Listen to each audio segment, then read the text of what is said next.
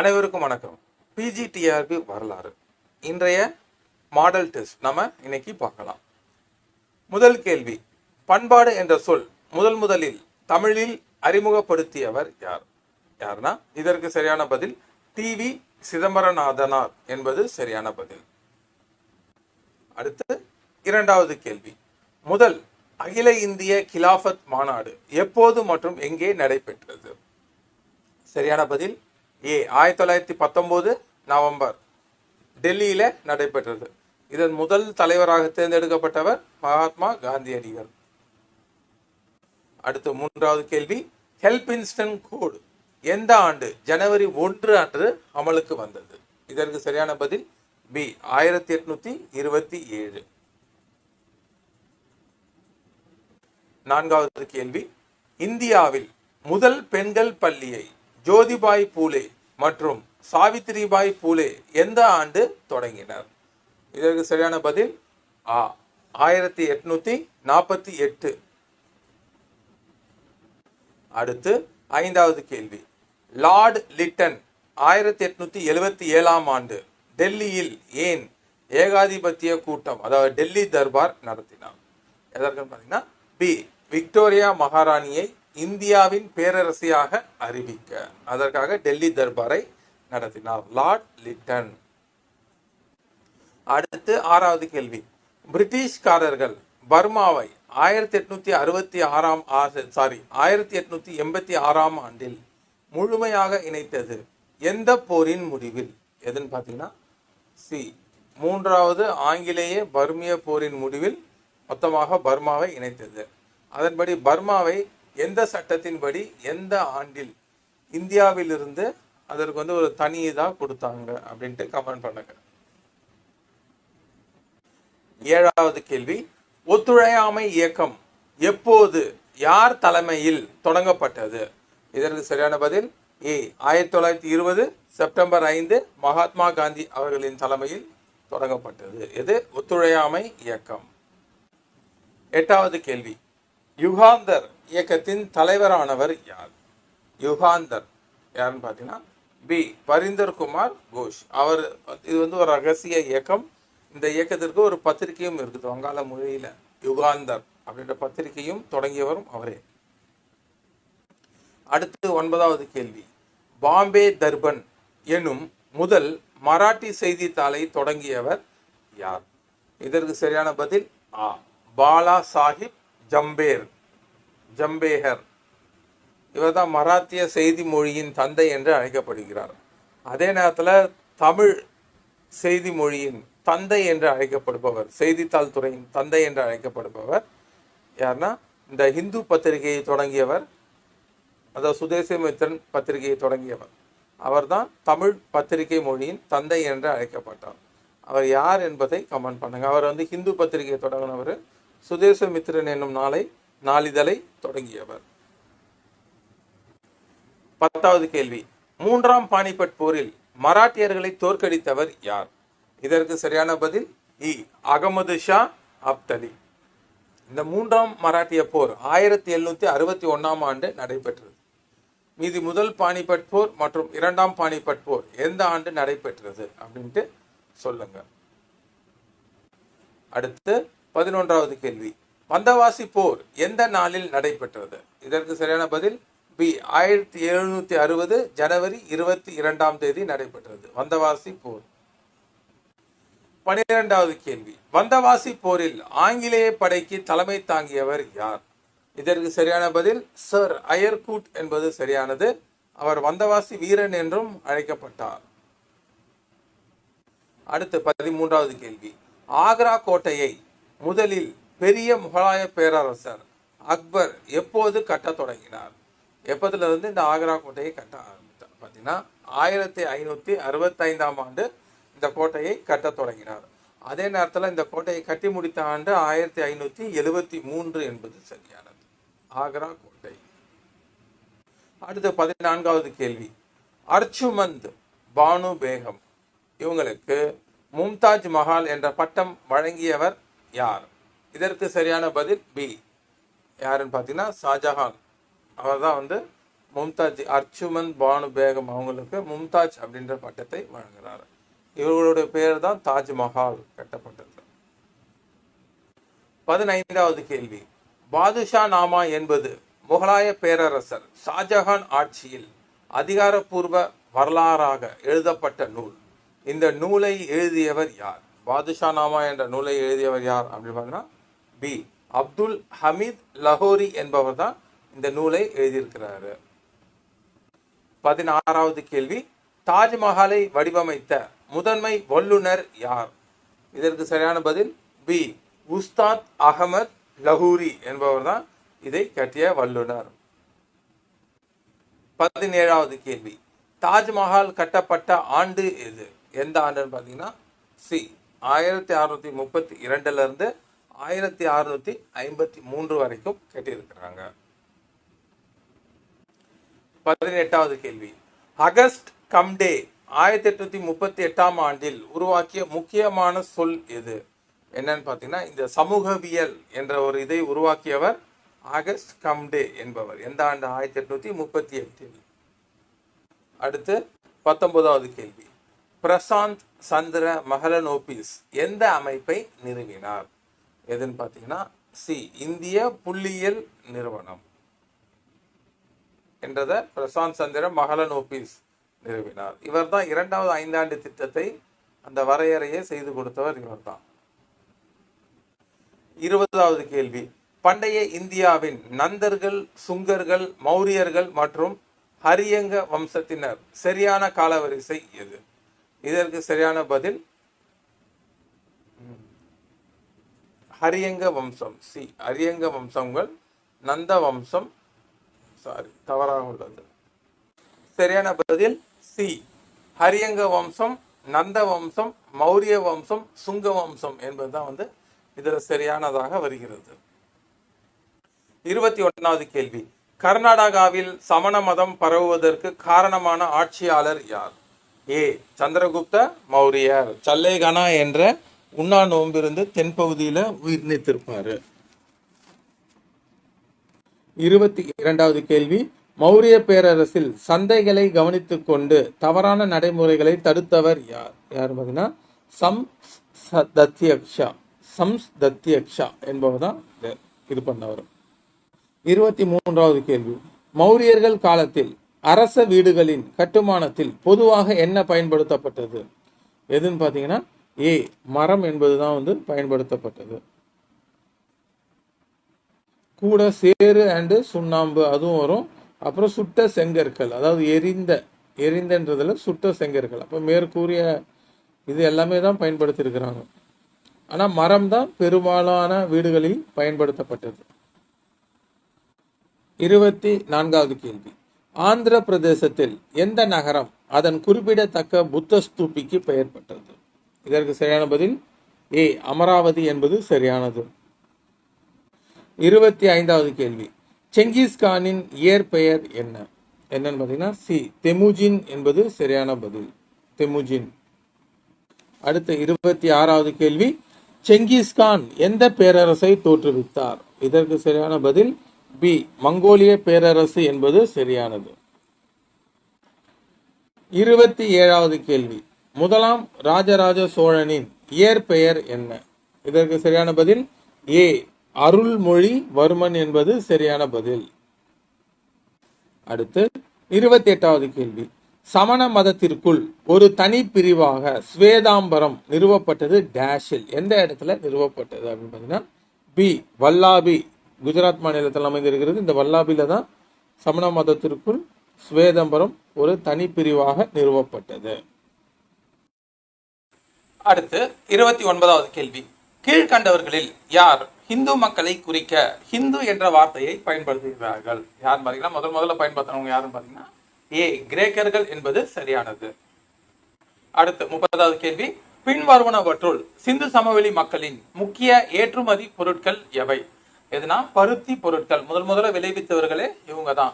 அப்புறம் டெரக்கோட்டாக்கள், அப்புறம் மட்பண்டங்கள். டி. மேலே உள்ள அனைத்தும். எங்க ஏற்றுமதி செய்தார்கள் பார்த்தீங்கன்னா மெசோபடோமியாவிற்கு ஏற்றுமதி செய்தார்கள். அடுத்து 31வது கேள்வி, கௌட்டில்யரின் அதாவது சாணக்கியரின் அர்த்த சாஸ்திரத்தில் சஞ்சாரர் என்று குறிப்பிடப்படுவோர் யார்? யாருன்னு பாத்தீங்கன்னா பி. இடம் விட்டு இடம் அலைந்து திரியும் ரகசிய உளவாளிகள். அவங்க தான் சஞ்சாரர் என்று குறிப்பிடப்பட்டிருக்கிறனர். அடுத்து 32வது கேள்வி. சமுத்திரகுப்தரின் தெற்கு படையெடுப்பின் போது அவரது தளபதி யார்? இதற்கு சரியான பதில் பாத்தீங்கன்னா ஏ. விரசேனா அவர்தான். 33வது கேள்வி. பின்வருவனவற்றுள் யார் அர்ஷரின் தளபதி என்று அழைக்கப்பட்டனர்? யாருன்னு பாத்தீங்கன்னா சிம்ஹானந்தா என்பவர் தான் அர்ஷரின் படை தளபதி. சிம்ஹானந்தா. அடுத்து 34வது கேள்வி. புதிய கற்கால தலமான பர்ச்சாஹோம் எந்த இடத்தில் அமைந்துள்ளது? எதுன்னு பாத்தீங்கன்னா ஏ. ஜம்மு காஷ்மீர். புதிய கற்கால தலம் பர்ச்சாஹோம். அடுத்து 35வது கேள்வி. ரிக்வேத சூழலில் கவிஸ்தி என்ற சொல் டேஷை குறிக்கிறது. எதுனா பி. மாடுகளை தேடுதல், அதாவது பசுகளை கவர்ந்து செல்லுதல். அது பேர் தான் கவிஸ்தி. இது ஒரு போர் முறை என்றும் அழைக்கப்படுகிறது கவிஸ்தி. அடுத்து 36வது கேள்வி. ரிக்வேத காலத்தில் அயஸ் என்ற சொல் டேஷை குறிக்கிறது. இதற்கு சரியான பதில் பி. இரும்பு அல்லது தாமிரம். இரும்பு அல்லது தாமிரம், செம்பு, இதெல்லாம் அயஸ் என்ற சொல் குறிக்க பயன்படுகிறது. ஹிரண்யா அப்படின்றது தங்கம். அடுத்து 37வது கேள்வி. சித்தூர் கோட்டை அலாவுதீன் கில்ஜி கைப்பற்றிய பிறகு எவ்வாறு அந்த இடம் அழைக்கப்பட்டது? எதுன்னு பாத்தீங்கன்னா கிசாராபாத் என்று அழைக்கப்பட்டது. இந்த அலாவுதீன் கில்ஜி சித்தூர் படையெடுப்பு மேற்கொண்ட ஆண்டு என்ன என்பதை கமெண்ட் செய்யுங்கள். அடுத்து 38வது கேள்வி. சித்தூர் முற்றுகை, அதாவது ராஜபுத்திர கோட்டை சித்தூர் முற்றுகை எவ்வளவு காலம் நீடித்தது? சுமார் 8 மாதங்கள் நீடித்தது. அந்த ராணி பத்மினி என்பவர்கள் ஜவஹர் எனப்படும் அந்த தீக்குளிப்பு முறையில உயிரிழந்தார்கள். அடுத்து 39வது கேள்வி. சோழர்களின் வரலாறு, குறிப்பாக ராஜேந்திர சோழன் பற்றிய தகவல்களை தரும் முக்கிய செப்பேடு எதுன்னு பாத்தீங்கன்னா ஏ. திருவேலங்காடு செப்பேடு. 40வது கேள்வி. ஜேம்ஸ் அகஸ்டஸ் இக்கி எந்த ஆண்டு பெங்கால் கசட், இந்தியாவில் தொடங்கப்பட்ட முதல் பத்திரிகை பெங்கால் கசட் பத்திரிகையை தொடங்கினார்? இதற்கு சரியான பதில் இ. 1780 என்பது சரியானது. அடுத்து 41வது கேள்வி. தரங்கம்பாடி டிராங்கூபார் டேனிஷ் கோட்டை கட்ட அனுமதி கிடைத்தது எந்த மன்னரிடம் இருந்து? இதற்கு சரியான பதில் சி. ரகுநாத நாயக்கர் என்பது சரியானது. அடுத்து 42வது கேள்வி. முதல் ஆங்கிலோ மராட்டிய போரின் முடிவுக்கு கொண்டு வந்த ஒப்பந்தம் எது? இதற்கு சரியான பதில் பி. சால்பை உடன்படிக்கை என்பது சரியானது. அடுத்து 43வது கேள்வி. சமூகவியலின் தந்தை என பெரும்பாலும் யாரை அறிவார்கள்? சமூகவியல் அப்படின்னு பாத்தீங்கன்னா ஆகஸ்ட் கம்ஸ். அவர் தான் சமூக அறிவியலின் தந்தை என்று அழைக்கப்படுகிறார். ஆகஸ்ட் கம்ஸ்டே அவர்தான். அடுத்து 44வது கேள்வி. விஜயநகர பேரரசுக்கு விஜயம் செய்த நிக்கோலோ காண்டி என்பவர் ஒரு டேஷ். யாருன்னு பாத்தீங்கன்னா ஏ. இத்தாலிய பயணி, வெனிஸ் நகர பயணி நிக்கோலோ டி காண்டி. அடுத்து 45வது கேள்வி. பொறுத்துக சங்கங்கள், மொத்தம் 3 சங்கங்கள் சங்க காலத்துல. முதல் சங்கம் மதுரை கபாடபுரம், மதுரை சரியாக உள்ளது. அடுத்து ஆ. இடை சங்கம் கபாடபுரம், இதுவும் சரியாக உள்ளது. அடுத்து இ. கடை சங்கம், கடைசி சங்கம் குமரி, அதாவது தென் மதுரை என்பது சரியானது. அனைத்தும் சரியாக பொருத்தப்பட்டுள்ளது. அடுத்து 46வது கேள்வி. ஆக்ரா கோட்டை முகலாய பேரரசர் யாரால் எந்த ஆண்டில் கட்டப்பட்டது? எந்த ஆண்டுன்னு பாத்தீங்கன்னா ஆக்ரா கோட்டை அக்பரால் 1565ஆம் ஆண்டு கட்டப்பட்டது. 1573ஆம் ஆண்டு கட்டி முடிக்கப்பட்டது. அடுத்த 47வது கேள்வி.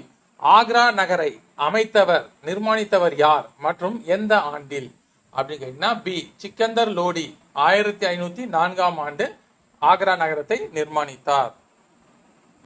48வது கேள்வி. இந்தியாவில் அதிக எண்ணிக்கையிலான கல்வெட்டுகள் எந்த மாநிலத்தில் உள்ளன? இதற்கு சரியான பதில் பி. தமிழ்நாடு என்பது சரியானது. 49வது கேள்வி. தமிழ்நாட்டில் அதிகமாக கண்டுபிடிக்கப்பட்ட கல்வெட்டு எழுத்துருக்கள் என்னவாகும்? இதற்கு சரியான பதில் பி. தமிழ் பிராமி கல்வெட்டு எழுத்து, பட்ட எழுத்து, கிரந்த எழுத்துக்கள் இவை அனைத்தும் சரியானது. அடுத்து 50வது கேள்வி. சர்வதேச சட்டத்தின் தந்தை என்று யார் அறியப்படுகிறார்? இதற்கு சரியான பதில் சர் அல்பெரிகோ ஜென்லி என்பவர் தான் சர்வதேச சட்டத்தின் தந்தை என்று அழைக்கப்படுகிறார். அடுத்து 51வது கேள்வி. செஞ்சி கோட்டை கிழக்கின் ட்ராய் என ஆங்கிலேயர்களால் ஏன் அழைக்கப்பட்டது? எந்த மாவட்டத்தில் அமைந்திருக்கிறதுன்ட்டு கமெண்ட் பண்ணுங்க. விழுப்புரம். பி.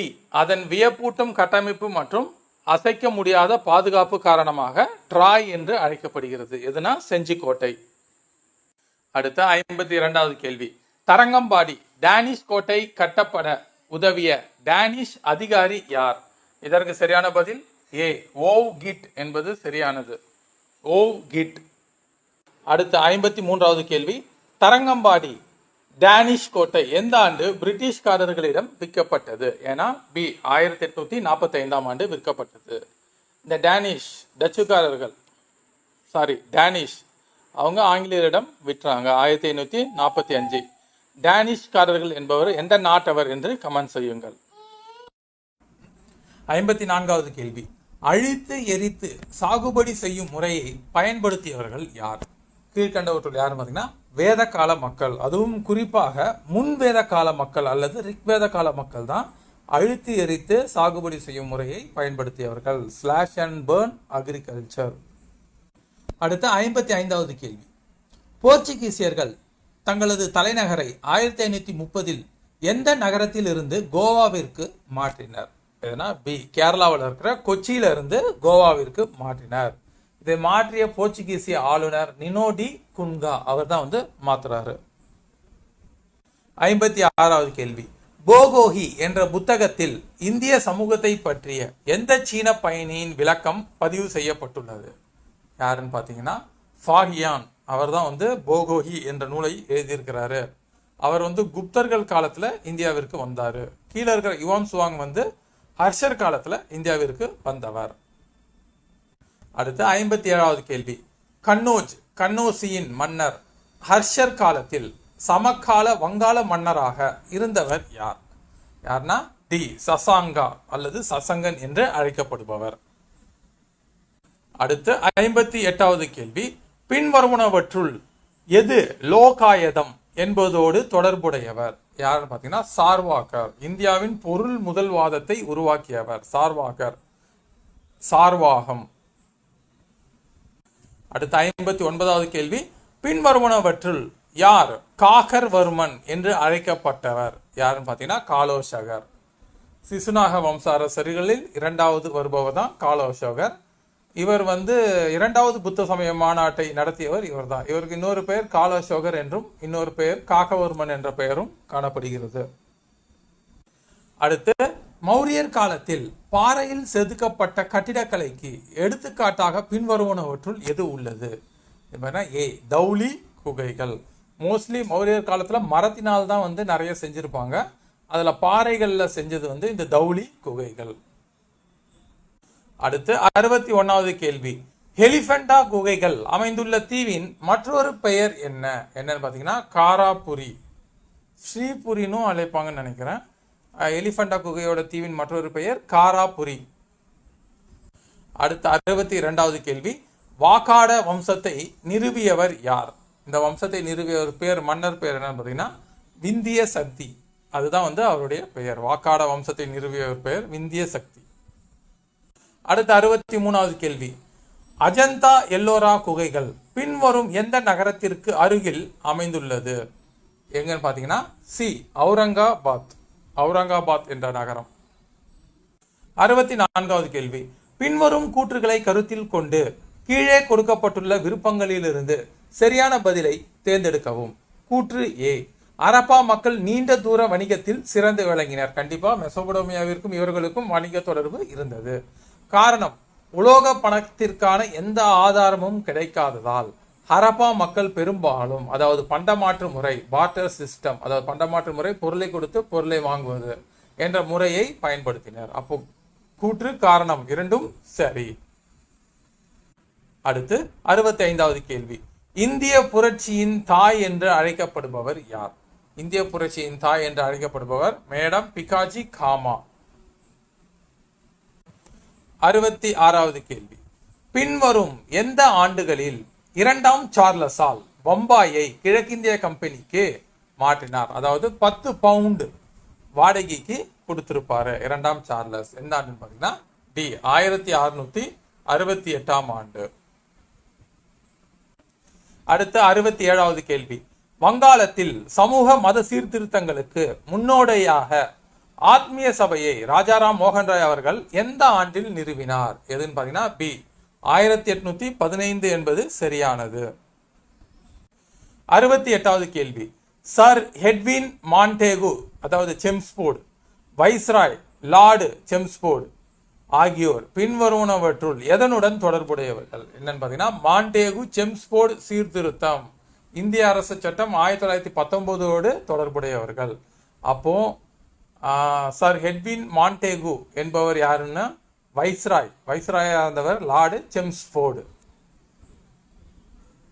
அடுத்து 69. இந்தியாவில் ஆங்கிலேயர்களால் அறிமுகப்படுத்தப்பட்ட இரட்டை ஆட்சி கொள்கை பின்வருவனவற்றுள் எதை குறிக்கிறது? எதுன்னு பாத்தீங்கன்னா மாகாணங்களுக்கு 2 வகை மாற்றப்பட்ட பிரித்தல், அதாவது மாற்றப்பட்ட துறைகள், ஒதுக்கீடு துறைகள் அப்படின்னு 2 துறைகளை கொடுக்கறாங்க. அதுல நிதி சார்ந்த துறை, சட்டம் ஒழுங்கு இதெல்லாம் ஆங்கிலேயர்கிட்ட இருக்கும். பொதுப்பணி, இந்த பராமரித்தல், கல்வி இதெல்லாம் இந்தியர்கள்கிட்ட இருக்கும். அடுத்து பசின் ஒப்பந்தம் கையெழுத்தான போது பேஷ்வா யாருன்னு பாத்தீங்கன்னா டி 2ஆம் பாஜிராவ் என்பது சரியானது. 2ஆம் பாஜிராவ். அடுத்து 71வது கேள்வி. நவீன பஞ்சாப் இலக்கியத்தின் தந்தை என்று அழைக்கப்படுபவர் யார்? யார் பார்த்தா சி பாய்லீர் சிங் என்பவர் தான் நவீன பஞ்சாப் இலக்கியத்தின் தந்தை என்று அழைக்கப்படுகிறார். அடுத்து 72வது கேள்வி. கீழே கொடுக்கப்பட்டுள்ள வாக்கியங்களில் எது சரியற்றது? 1வது பாயிண்ட். 1813ஆம் ஆண்டு பட்டய சட்டம் இந்தியாவுடனான கம்பெனியின் வாணிக முற்றுரிமை நீக்கப்பட்டது. சரி. 2. 1813ஆம் ஆண்டு பட்டய சட்டம் அரசிடமிருந்து அனுமதி பெற்று கிறிஸ்தவ சமய பரப்பாளர்கள் இந்தியாவிற்கு வர அனுமதித்தது. இதுவும் சரியானது. அடுத்து 3வது கேள்வி. 1833ஆம் ஆண்டு பட்டய சட்டம் இந்தியாவில் நிலம் வாங்க பிரிட்டிஷ் குடிமகன்களுக்கு அனுமதி அளித்தது. இதுவும் சரியானது. அடுத்து 4வது பாயிண்ட். 1833ஆம் ஆண்டு பட்டய சட்டத்தால் சிவில் சர்வீஸ்க்கான போட்டித் தேர்வு முறையை அறிமுகம் செய்யப்பட்டது. இது தவறானது. அப்போ இதுக்கு சரியான பதில் 4. அடுத்து 73வது கேள்வி. ரிக் வேதத்தில் அதிகமாக பாடப்பட்ட தெய்வம் யாருன்னு பாத்தீங்கன்னா அழகா சொல்லிடலாம், இந்திரன். அவர்கிட்ட தான் நிறைய பாடல் பாடப்பட்டது ரிக் வேதத்துல. இந்திரன் புரந்தரா என்று அழைக்கப்பட்டார். அடுத்து 74வது கேள்வி. அசோகர் பயன்படுத்திய கல்வெட்டுகள் பெரும்பாலும் எந்த எழுத்தில் எழுதப்பட்டுள்ளன? இதற்கு சரியான பதில் ஏ பிராமி. ஆனா அவருடைய வடமேற்கு பகுதிகளில் அந்த கரோஸ்டி என்ற எழுத்து முறை காணப்படுகிறது. பெரும்பாலும் பிராமி எழுத்து முறைகள் தான் காணப்படுகிறது. 75வது கேள்வி. மணிமேகலை என்னும் நூலை எழுதியவர் யார்? இதற்கு சரியான பதில் சீத்தலை சாத்தனார். சிலப்பதிகாரம் இளங்கோ அடிகள் எழுதியிருப்பாரு. 76வது கேள்வி. சத்ரபதி சிவாஜிக்கு பட்டாபிஷேகம் எப்பொழுது நடைபெற்றது? எப்போதுனா 1674ஆம் ஆண்டு நடைபெற்றது. 1627ஆம் ஆண்டு அவர் பிறந்திருப்பாரு. 1680ஆம் ஆண்டு சிவாஜி மரணம் அடைந்திருப்பாரு. அவர் பட்டாபிஷேகம் எப்பொழுது நடைபெற்றா 1674. 77வது கேள்வி. பிட் இந்திய சட்டம் எப்போது நிறைவேற்றப்பட்டது? பிட் இந்திய சட்டம் 1784. ஒழுங்குமுறை சட்டம் 1773. அடுத்த 78வது கேள்வி. தம்மம் அதாவது தம்மா என்ற கொள்கையை அறிவித்த மன்னர் யார்? அதற்காக தர்மமகா மாத்திரர் என்ற அதிகாரியும் நியமித்திருப்பாரு. அவங்க 5 வருடத்திற்கு ஒரு முறை நாட்டில் சுற்றுப்பயணம் செல்வார்கள். அப்ப யாருன்னு பாத்தீங்கன்னா சி அசோகர் என்பது சரியானது. தம்மம் என்பது எந்த மொழி சொல்? தர்மம் என்பது பாத்தீங்கன்னா சமஸ்கிருத மொழி சொல். அறநெறி என்பது தமிழ் மொழி சொல். இந்த தம்மம் என்பது எந்த மொழி சொல் அப்படின்ட்டு கமெண்ட் பண்ணுங்க. 79வது கேள்வி, அக்பர் அறிமுகப்படுத்திய வரி வசூல் முறையின் பெயர் என்ன? இதற்கு சரியான பதில் டி, மான்சப்தாரி முறை என்று பெயர். அடுத்த 80வது கேள்வி, வித்யாரண்யர் என்பவர் எந்த சாம்ராஜ்யத்தின் குரு? யார்னா பி, விஜயநகர். அவருடைய வழிகாட்டுதலின்படிதான் துங்கம்பத்திரை ஆத்திரங்கடையில் 1336ஆம் ஆண்டு ஹரிகரர் மற்றும் புக்கர் விஜயநகர சாம்ராஜ்யத்தை தோற்றுவித்தனர். 81வது கேள்வி, அக்பரின் இபாத் கானா என்ற தொழுகை கூடம் எங்கு அமைந்துள்ளது? எங்கன்னா அவருடைய தலைநகரம், அதாவது அவர் நிறுவிய நகரமான பதேபூர் சிக்ரியில் அமைந்துள்ளது இபாத் கானா தொழுகை கூடம். அடுத்து 82வது கேள்வி, ஷெர்ஷா சூரி அறிமுகப்படுத்திய சாலையின் பெயர் என்ன? என்னன்னா ஏ, கிராண்ட் ட்ரங்க் ரோடு.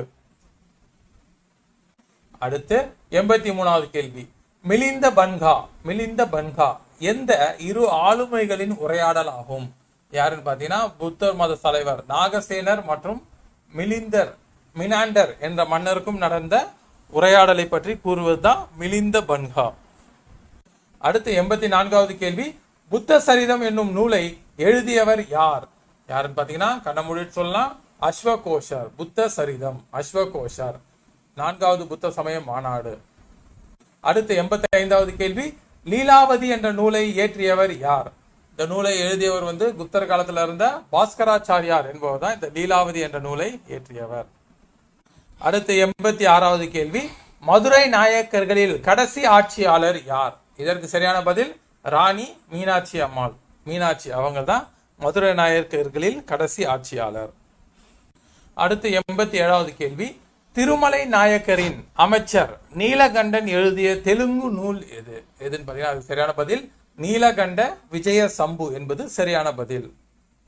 அடுத்து 88வது கேள்வி, மதுரை நாயக்கராக கிருஷ்ணதேவராயரால் நியமிக்கப்பட்டவர் யார்? இதற்கு சரியான பதில் விஸ்வநாத நாயக்கர் என்பது சரியான பதில். அடுத்து 89வது கேள்வி, மூக்கறுப்பு போர் திருமலை நாயக்கருக்கும் யாருக்கும் இடையே நடைபெற்றது? யாருன்னா காண்டிருவ நரச ராஜா என்பவருக்கும் இடையே நடைபெற்றது, திருமலை நாயக்கர் மற்றும் காண்டிருவ நரச ராஜா.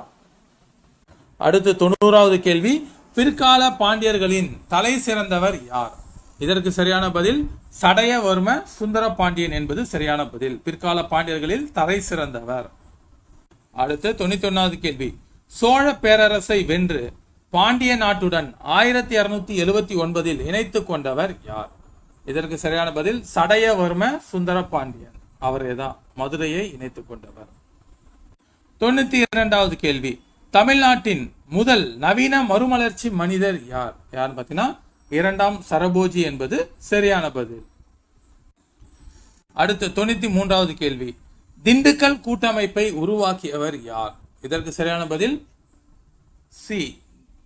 பி, கோபால நாயக்கர் என்பது சரியான பதில், திண்டுக்கல் கூட்டமைப்பு. 94வது கேள்வி, ஃபதே ஐதர் பகதூர். ஃபாதர் ஐதர் இல்ல, ஃபதே.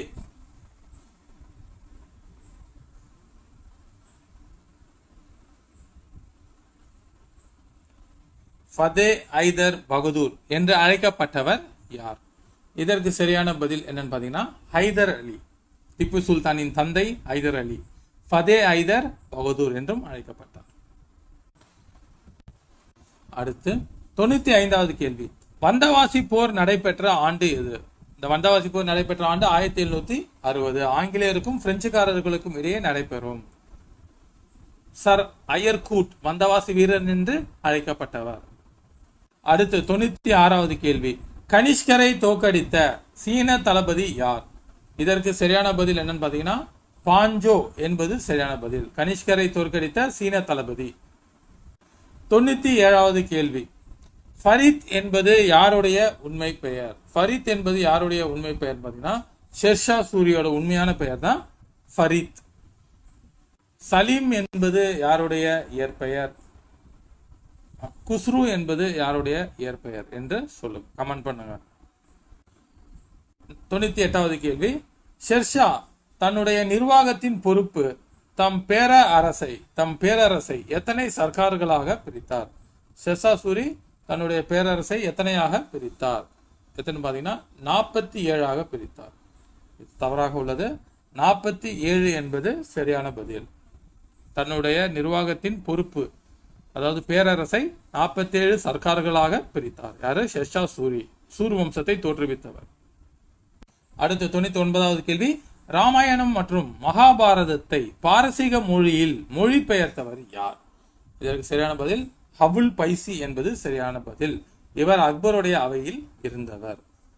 அடுத்து 100வது கேள்வி, முகலாய அரசர்களிலே தலை சிறந்த அறிஞர் யார்? சிறப்பான அறிஞர் மற்றும் படித்த அரசர் அப்படின்னு கேட்டாங்கன்னா அது கட்டிடக்கலையின் ஓவியக்கலையின் சிறப்பாக பணியாற்றிய ஜஹாங்கீர். இவர் தான் தலை சிறந்த அறிஞர். அவருடைய சுயசரிதை துசுகி ஜஹாங்கிரி அவரே எழுதியிருப்பார். அதே மாதிரி பாபரும் துசுகி பாபரி என்ற நூலை அவரே எழுதியிருப்பார். இவங்க 2 பேரும் தங்களுடைய சுயசரிதையை எழுதின மன்னர்கள். நன்றி.